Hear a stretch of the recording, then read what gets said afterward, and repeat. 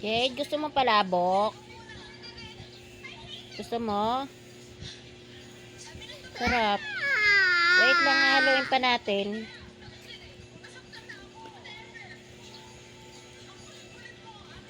Ito ay amin lang binili.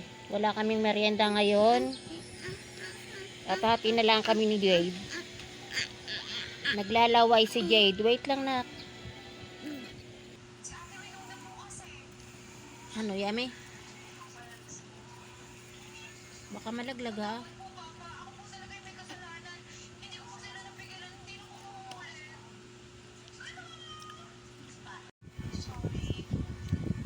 Sarap. Yan ay binili lang namin. At share na nga lang kami. Baka malaglag na. Kagatin mo ng ngipin mo. Baba ng kaunti.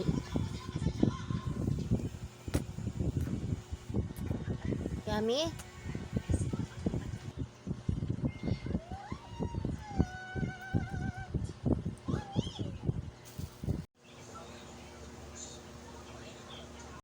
At si Jade nga ay umayaw na. Kakakain niya ng mangga. Siya, ako'y pagdaan ko doon, oh. May nakita akong mangga, kaya kumuha ako para paborito niya yun ay. Katatapos niya magmangga. Kaya umayaw na siya. Maganda yung nabiling palabok. Masarap daw ay, sabi ni Jade. Ayan guys. Ilagyan ko na siya ng kalamansi. Tikman natin. Ito ang aming merienda ngayon. At maulan, ay pinalabas ko yung anak ko. Tinamad ako lumabas.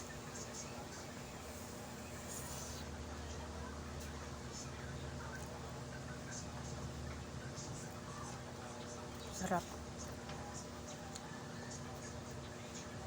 Sarap mga meses. At ako ngayon nakahiga dahil ako galing sa trabaho. Ako yung nagpaulan. Haba ako nagbabike ay ako yung nakakapoti. Kaya yung aking buhok ay parang sinabunutan na naman.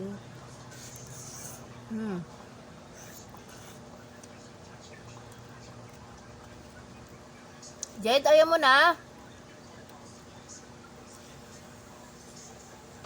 Tinikman lang na yung palabok.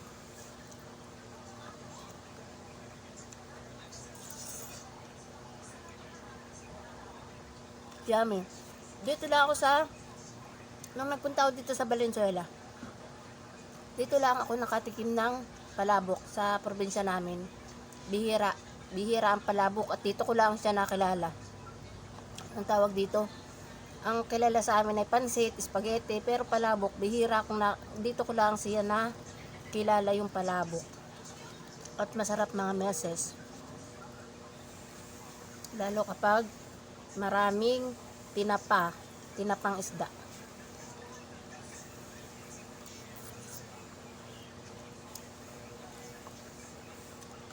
Sarap, masarap nito ay may partner na kape.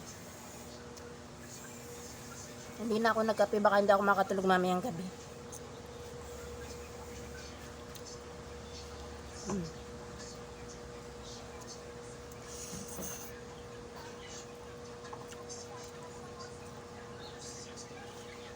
Ito ay carbohydrates, mga meses.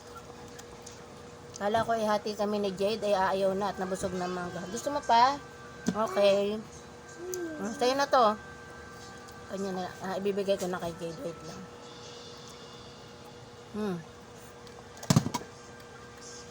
Yummy.